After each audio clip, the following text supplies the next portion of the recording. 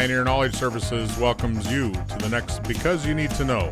I'm your host, Edwin K. Morris. I serve as president and founder of this organization, and we are thrilled to offer this educational program. These design conversations bring you people's experiences from all over the globe in the field of knowledge management, nonprofit work, and innovation. There is an old adage, one that you might have heard from a grandparent or village wise person, the one that says, you get out what you put in, meaning your efforts are matched to some degree by the results or the output. Now take our nonprofit, Pioneer Knowledge Services, who delivers this cool program that you're listening to right now, takes a bunch of effort that you don't even see. We hope that you obtain value from our efforts to deliver it to your powers of reason. Here is where you come in. You, the listeners. Make our efforts rewarded. Consider donating to keep us moving forward. Visit pioneer-ks.org and click on donate. Hi, my name is Lawrence Armstrong. I live in San Clemente, California. I absolutely love working in the design industry for commercial real estate. Right now I serve as chairman at design firm Ware Malcomb, headquartered here in Irvine, California. Let's see, the last book I read was The Formula by Joshua Robinson and Jonathan Clegg. It's all about the history of Formula One, which I love. I just wrote Layered Leadership. It's my new book, and it's all about creativity and leadership. I've worked in the design industry for over 40 years. My greatest mentor was my father, my mentor and my idol, and he was awesome. Hold on. Do you want to give him a name? Do you want to put his name out? Sure. Robert F. Armstrong was my father, and he was awesome and a big influence on me. Thanks. I love to create, ski, golf, travel, fly, fish, create art, build my business. I'm inspired when I am traveling or creating. I stay connected to people by proactively reaching out. I create value by inspiring positive thinking. The absolute best advice I received was from my father to not sweat it so much all the time. Sounds like Dad was pretty cool. Was your dad from Ohio or no? So, he was from Ohio, and I was raised in Ohio before we moved to California. Lawrence, it's a blast to have you here because we've got a little bit of history that crossed paths incidentally at Kent State University. What exactly were you doing at Kent State, and how did you get to where you are now? First of all, thanks for having me on, Edwin. It's awesome, and I appreciate that. Yeah, I grew up in Northeast Ohio. I was lucky enough to attend Kent State University to their architecture program, which was an amazing time there. As an architect, you already had a foundation of being a visual creator? Definitely. Yeah, I've been an artist my whole life as well. Architecture was just an amazing find, I think, for me. When I was young, I decided to go to architecture school and learn everything that I could about architecture. Mm-hmm. Yeah, it is extremely visual, definitely. I think a lot of people don't really realize the thinking that goes into erecting anything vertically, or a building, that combines so many different elements and so many different perspectives, let alone the materials. Yeah, exactly. Architecture is sort of the ultimate whole brain profession. You have to be very creative, you have to be technical, you have to understand engineering and design, and you have to have people skills to work with people on teams and understand building codes, and it's a whole ball of wax that you have to. It is something. Yeah, no kidding. And that's a lifelong learning journey, right? I mean, it's like you don't stop. You didn't just get the certificate and say, boom, I'm done. No, you are always learning. There's always something new, and there's always something to learn in design, for sure. Well, let's go into the book and talk about this creative leadership and whole brain leadership, or being that. Can you talk to the listener a little bit and set the stage of what your perceptions were when you built that concept or created those wordings that put that pen to paper for you? Yeah. First of all, the development, whole brain, right brain, left brain, like I said, is very much rooted in architecture. It's one of those things that when you are an architect, and like any profession, you are trained, maybe you do a good job, maybe you get promoted, all of a sudden you're leading and managing people, which is not what you went to school for, right? So you have to learn how to do that. Over time, as I stumbled and made mistakes, tried to understand how to lead and to build something, I sort of stumbled upon this idea that, well, I should put the way I think and the way I've learned to practice, not only in architecture, but to leadership, and sort of bringing creativity and technical skill to leadership, continuous learning, put that all together for sort of this whole brain creative leadership idea. Well, I hear the mechanics. I hear the pieces of the puzzle that you're talking about. But the thing I don't hear, and I think that's the kind of the missing link for me, is that I don't hear maturity anywhere in that. Because having those parts and pieces is one thing. Understanding parts and pieces is one thing. Wisdom making, understanding, comprehension, I guess is the big word about all this. You have to comprehend a lot of different things and be able to adapt to different levels all the time. Yeah, that's for sure. And, that's, I guess, part of the continuous learning, because with anything new that you're trying to learn and trying to be proficient at, you're going to make a lot of mistakes. And so I guess there's a certain amount of wisdom that comes with time from learning and then applying that learning to what you're going to do next. Well, answer me this. Do you think everybody can be a leader? I think they can. Yes, I do. I actually do think anybody can be a leader if they want to do that. That's a distinction a little bit. So motivation. They got to have motivation. Yeah, it's got to be something you want to do. Yeah. I guess that's the thing. Like, could you be a virtuoso in an opera, or could you be something that's highly skilled? Well, yeah, I guess everybody could. They have some baseline capabilities. Some are better than others.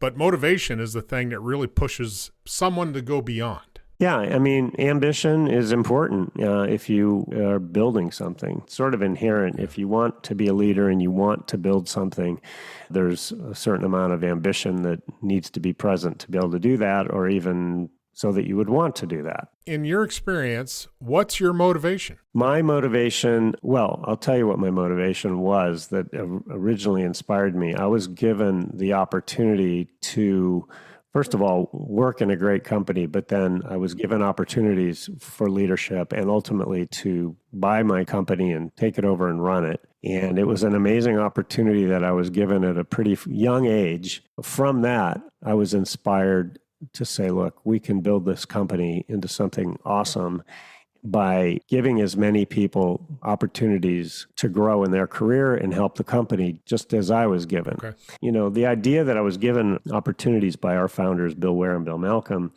inspired really a lot of what happened after that. Let's just say that your wisdom building, my assumption, your wisdom building from schoolhouse to practice to business builder, a leader, took certain steps. And do you think that the text that you're talking about, the layered leadership, is that the how-to? Is this going to be a model for others to, did you shortcut and make a checklist of how to get there?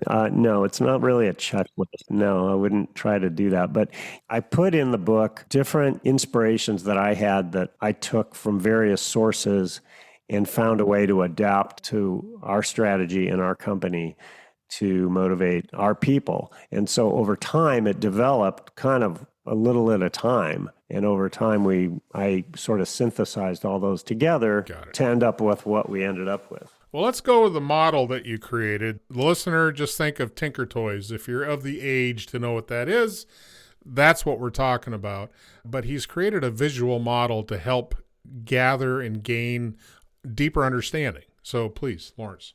Oh, thanks. Well, I've used various tools and metaphors and inputs from business books and people that I was inspired by. And so this idea of whole brain development and thought and leadership, I used a tool with Tinker Toys where we took one of the spokes and we challenged all of our leaders to think of what you're really good at. What's your best skill? And take one of the longer Tinker Toys and stick it into the hub. And then think of something you're not very good at that maybe you want to improve on and find the shortest one and stick it in, and then fill the whole circle in with various lengths of tinker toys. You will find, like everyone, you have kind of an unbalanced looking wheel almost. Spokes coming out from a hub. The second exercise is to then take only long ones, tinker toys, and stick them in and make, sort of your perfect spoke and wheel. Understanding where you are now and what you could ultimately work towards and filling out your brain. And so this sort of idea illustrates and helps you focus on what you want to get better at, I guess. I would say that probably changes week to week because your perception of how you think you're doing shifts. Yeah, it's a state of mind. Right? It's an exercise to take on a state of mind of continuous learning and always improving. It's a demonstration, and once we made these things, we kind of sat them on our desks. They're there to look at, and they probably shift from week to week. With that parameters of how you outlined the structure of this, I want everybody to think of it. It's kind of a self-awareness take because you're doing a self-assessment. Mm-hmm. You're creating something external to help understand that relationship. And I think that's where people may lose some traction. They get horned in on one thing or they get down a rabbit hole in another, and they lose perspective of all the other components. And does that not give that motivation to address the short stick, the lacking part? Yeah, and I think it's all dependent on the person and how inspired or committed you are to this idea. But for me, it was a way to demonstrate what I learned from Leonardo da Vinci, which was always developing your whole brain. He was the ultimate whole brain thinker, the most curious person, greatest genius that we've ever seen. And he was always trying to fill out areas that he was not as good at or strong at or as knowledgeable about. And so he set a great example. And then this Tinker Toy is kind of just a tool to help you think about that. And I'll say in most human behavior, you ignore the things you're not great at. You don't spend time on them to try to get better. I think a lot of people just go with what they're good at or what they can do really well. And the small things that are distractors or they're not skilled in don't get the presence of mind to think, I should probably work on that. So what makes the difference between an inspirational leader in inspiring others to think like that? First of all, we always want to acknowledge people's strengths. I mean, people naturally feel comfortable working towards their strengths and want to build those, and there's nothing wrong with that, and that's great. I just feel like to be a leader and an effective leader and a creative leader, it's helpful to build out these ideas, these strengths that you're not as good at. And because it makes you a more well-rounded leader, it makes you more relatable to people that have different strengths than you do. It just sort of inspires this continuous learning throughout your life, which can only help you. So I want to talk about how you create a culture that cares, and these are my words, a work culture that cares about itself and cares about others in a fostering, nurturing way. I would say you're a outlier in that model. I don't know. I've not studied all the businesses, but in my experience, that doesn't exist. That's a rare diamond, if you will. What makes that doable for someone listening to this right now? They got a little heat going for them. The blood's going a little bit, and they're like, wow, I really need to find out about this. I'd like to try it where I work. What advice would you give them? The culture is everything, really. So for us, we have, as we built our company, we have offices scattered across North America now. And so we have a lot of awesome people working in different places. It takes a lot of focus and hard work to keep sort of this one team attitude across the platform. And we've done that over time in various ways. The first and foremost is, working with our people to understand what their ambitions for their career is and helping them in any way we can as a company to reach those goals. The other thing is just sort of this one team attitude. Everything we do as a company is to help each other be successful. And by working together, we will provide the best service to our clients and most successful projects. There's a lot of things we put in place over the years to emphasize that team culture and this idea of growth and support. Everything from we fly everybody in every year for our annual holiday party. we're all together.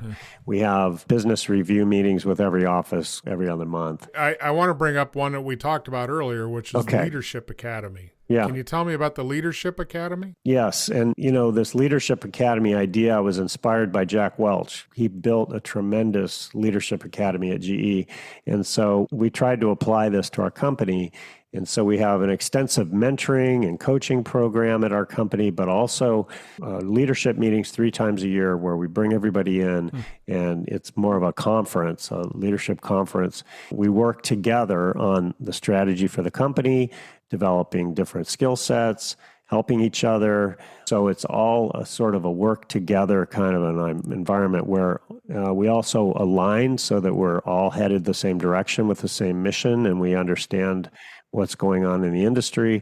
There's all sorts of things we have put in place over time to emphasize this idea of a leadership academy. Yeah. Because we, as a company, as we grow, we need leaders. Yeah. Our culture is specific, so we have to train up our leaders in our culture so that it works for our company.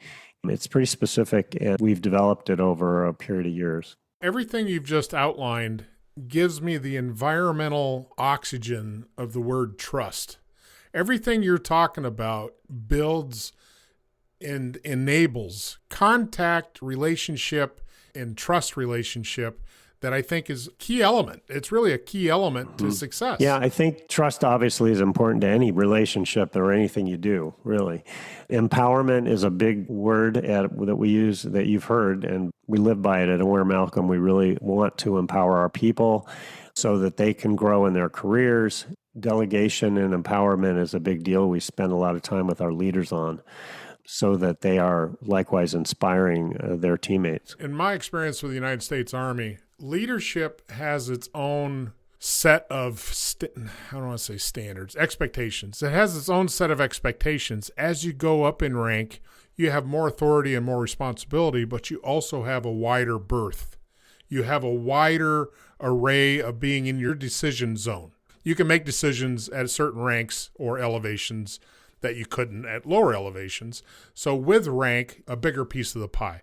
Within that, though, you think of an authoritarian structure like the U.S. Army, where it's very regimented and very much for a good reason. But in an organization that lets people experience the workplace and have some liberty or have some availability of being more involved in a bit of a free agent, is that something that is... Okay, I see your head shaking. Go ahead and tell me about that. And so our people work on projects, right? Real estate projects, design and development of buildings and space. And so by nature, our teams have to make decisions every day, all day. And it's a very collaborative environment to be able to do this. And so we try to inspire the same attitudes when it comes to leadership, building your team, and working together. We're lucky in that way that we've taken sort of what the strengths of our business is, extend that to this idea of empowerment and leadership. Can you define for me what leadership is? What it is for you. Yeah, what it is for you. Yeah, for me, it's inspiring a team to do awesome work over a long period of time. Are you more the carrot or the stick? Very much a carrot, I think. I think. He's scratching his head, ladies and gentlemen. I hope. He's like, most days, yeah. Yeah. Now, listen, none of us is perfect, so I'm sure the stick has to come out every once in a while. Like I'll give you a good example of that. Okay. Because our culture is important to us, and everyone knows it. And so, if we see behavior that doesn't fit the culture, then we have to work on that. Ignoring it makes it worse. Definitely. So I went through your text, your layered leadership book. I searched the word leadership. How many times do you think it's in there? I have no idea, but I'm sure it's in there a lot. 199. Okay, awesome. That's very well strength term here. So the way I'm saying that is because I want you to tell me, who is this book for? Okay, so it is for anyone who is trying to build an organization. It could be a new leader who's just learning leadership. It could be somebody that's just running a nonprofit or a small business or a branch or a department in a company or really any organization, because I think the concepts are crossing all of those types of instances. And from my review, I did not read it, ladies and gentlemen, but from my review of the text in PDF format, I find two things intriguing. One, Lawrence has got a smattering different pieces of artwork I presume you are the creator of. Yes. It is, I wouldn't say it's textbook format. It's not academic format. It kind of reads, from what I'm seeing, it kind of reads like you're talking to me. Yeah, that was the intention. I put my art in it because I'm an artist and I love it. And, but it also helps to emphasize the point I'm trying to make, which is to be creative. Not everyone's an artist, but I make a big point in the book. It's like, look, I believe everybody can be and is creative. Part of the book challenges you to open up your mind about creativity and, all the different examples of the input, different types of input that are in the book are an example of, I drew inspiration from such a variety of sources that we were able to sort of, like I said, synthesize. And I think the art is sort of emblematic of that, and the idea that say things like being an artist made me a better CEO and being a CEO made me a better artist. And art doesn't have any boundaries, really. You can do whatever you want. So it's sort of the ultimate creative pursuit. It's free flow. I'm trying to bring that idea into this idea of leadership. Let me read the dedication from this book on page 3. This book is dedicated to all the people who have helped and inspired me, and all the people I hope to help and inspire. That's a pretty cool concept right there, my friend. Are you a sage? Are you a practicing sage? Or I don't know about that. But what I am is grateful for all the inspirations I've had in my life. This book is hopefully going to help inspire some other people. And that's the idea. Living inspired is a positive stroke. I like it very much. So before we walk out the door and go have a cup of coffee, what is your definition of knowledge management? Knowledge management. Wow. Well, I'm not sure I use that term so much, but what I like to do is figure out how, and this is a big part of the whole thing, how do you take this collective knowledge and wisdom and information and effectively pass it through your organization so that your company can be on the same page and always learning all the time? That's kind of a big concept and kind of a tall order. But it is one we work really hard at because we want to have our people all be aligned and feel great and feel like they're growing and be on the same page. I would have to assume with that approach, you're going to have a pretty high retention rate. Yeah, we've had a lot of people that have been with us, built their careers with us, and have been with us a long time. Not everybody, as we've grown, and people, like any company, come and go a little bit, but everyone is added to the ultimate idea of what we've become. But we have had a lot of people with us for a long time, for sure. I like the idea of what you put together. I think having an established ethos of cohesiveness and knowledge sharing as a baseline is a big plus for me. So kudos to you, and thanks for being on the show. I think a lot of folks are probably going to dig into this because leadership is a challenge.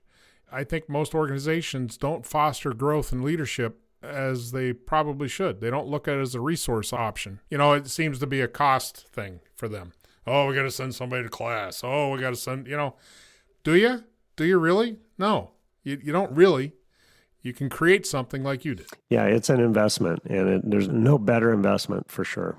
Oh, all right. You said the magic word. So you're sitting with your CFO, and he's like, oh, boy, you got all these great big ideas, all this great big stuff, huh? What's the ROI on that? Yeah.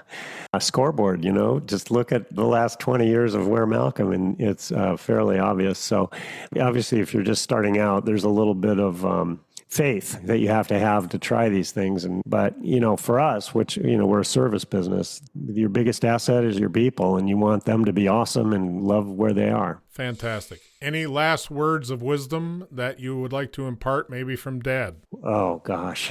I'm sure he's got a few one-liners you're well accustomed to. Yeah, he did. Unfortunately, he's not here with us anymore, but he inspired me a lot every day. I said earlier, he said to me a lot, don't sweat it, because I was kind of a hyped up, tense kid when I was growing up.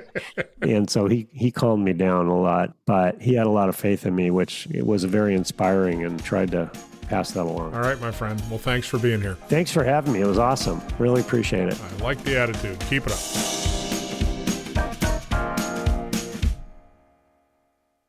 Thank you for joining this extraordinary journey, and we hope the experiences gained add value to you and yours. See you next time at Because You Need to Know. If you'd like to contact us, please email byntk@pioneer-ks.org or find us on LinkedIn.